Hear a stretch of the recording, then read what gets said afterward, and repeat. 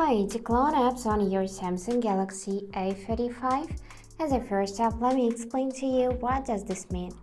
It means that if you got, for example, WhatsApp and you use it for your personal matter, right? And you wanna just create another like WhatsApp app to use it for business, something like that.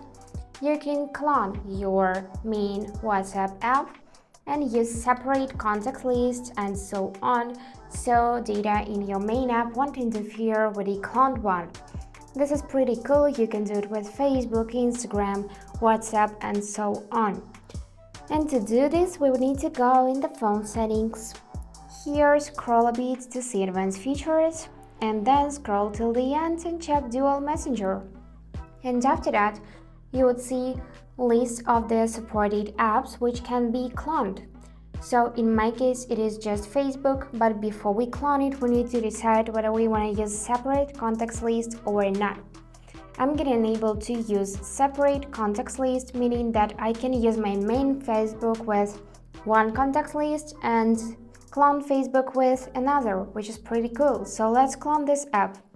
For that, I'm gonna tap on the switcher and choose to install second copy and then confirm everything.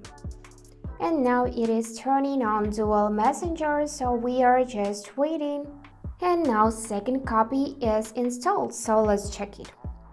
I'm gonna enable my app drawer and I see my main Facebook app, and here is the dual app. You can check it if you just take a look at its icon. If you can see this orange bubble icon in it, then this is cloned app, and this one is the main. If you want to delete your cloned app, you can easily do it if you press and hold the icon and choose to uninstall. And that's it for today. If you enjoyed this video, please subscribe, like and comment, and I wish you all the best. Bye bye.